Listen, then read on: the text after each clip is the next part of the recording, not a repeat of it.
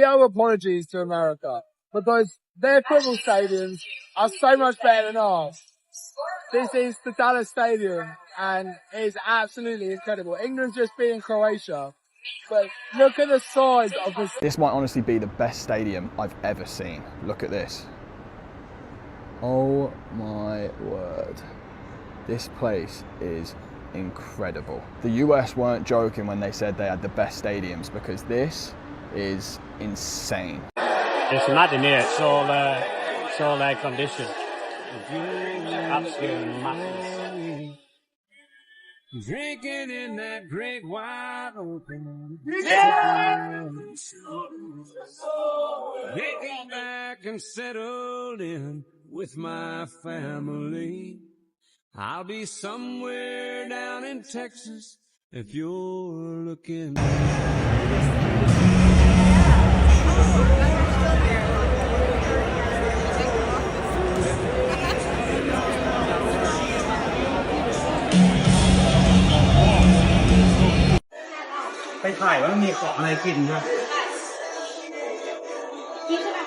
Bro, man, it it looks so fake. It like genuinely looks so fake. Oh my god. Yo, this stadium beats 90% of Champions League stadiums. Absolutely insane. The stadium in Tottenham. It's mad out opening. I don't think you normally get that in European stadiums, just with all the bad weather that we get, so it's pretty cool.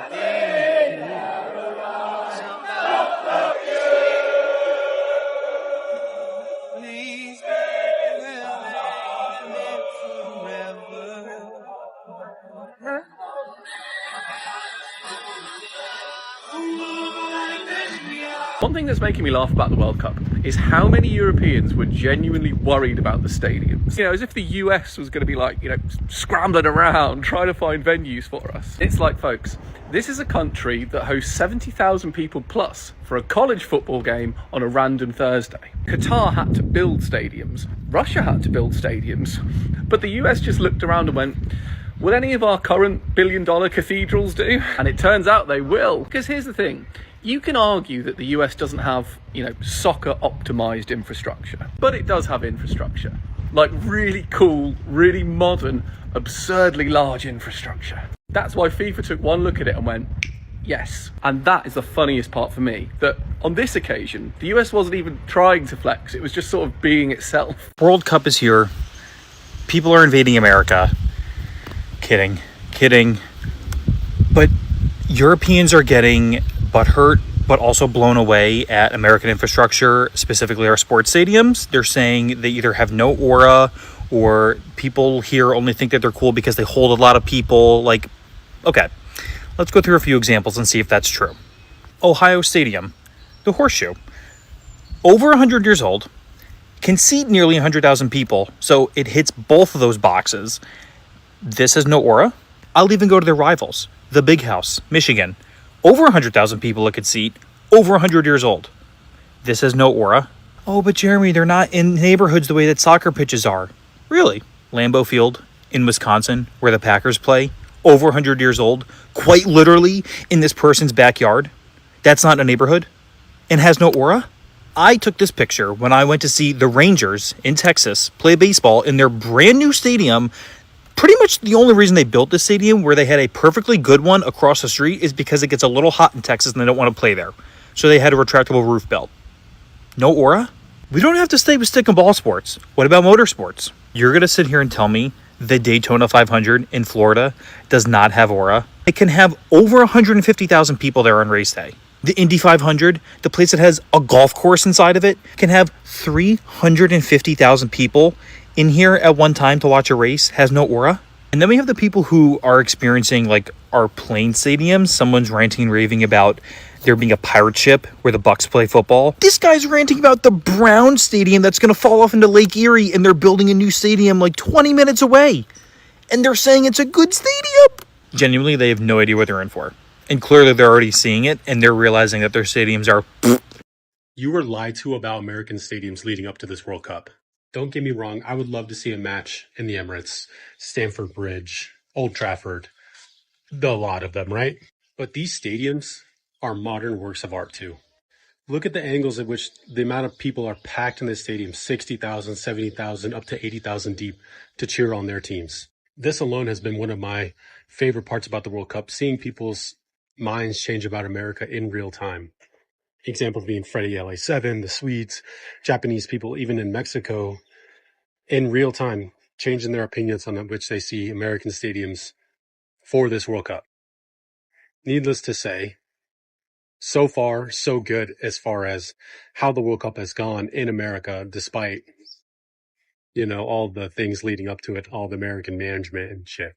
So They went to America expecting forgettable football stadiums. They left recording apology videos. That's the story spreading across social media right now as European fans arrive for the 2026 World Cup and run straight into a culture shock nobody warned them about. Not the food, not the distances, but the stadiums themselves. Now, let us talk about why. Start with climate control. 3 World Cup venues, AT&T Stadium in Dallas, Mercedes-Benz Stadium in Atlanta, and Energy Stadium in Houston, can seal themselves off completely from the outside world. Full air conditioning, retractable roofs, total climate control. Fans have described walking from triple-digit Texas heat into these stadiums like stepping into a walk-in fridge. It's a level of comfort no stadium in Europe can currently match. Everywhere else, players and fans are relying on FIFA's mandatory hydration breaks just to get through the heat. Then there is scale. SoFi Stadium costs more than $5 billion to build. MetLife Stadium seats 82,000. And that's before you even get into the college football, Michigan Stadium and Horse Stadium. Regal Hall of 100,000 fans each, capacity that most European clubs, even the giants, simply cannot touch. Now, here's the part that really seems to be breaking people's brains. High school football. In Texas, Eagle Stadium, owned by a public school district, seats 18,000 people and costs $60 million to build. A high school venue on the scale of a stadium that would be the pride of an entire European city. Now, the obvious counter-argument critics raised for years was, sure, it's big, but does it have soul? Does it have aura? And that's where Michigan Stadium and Ohio Stadium come back in the conversation. Both have been standing for close to a century. The big house, hitting 6-figure capacity since long before modern broadcasting even existed.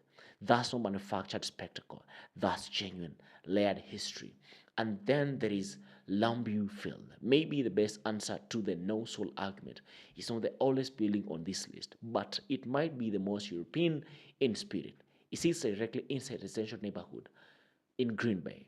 Backyards and porches practically touching the stadium walls. It's the kind of local woven into the community setup fans always associate with the great grounds of England, Germany, and Italy. And this is the deeper point.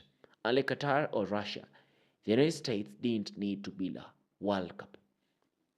It already had one, sitting there, waiting stadiums built for the NFL, for college football, even for motorsports like the Indianapolis Motor Speedway, which can hold up to 350,000 people. No emergency construction, no rush budgets, just infrastructure that had quietly outscaled the rest of the world for decades. So when European fans say they are rattled, genuinely rattled, it's not hyperbole.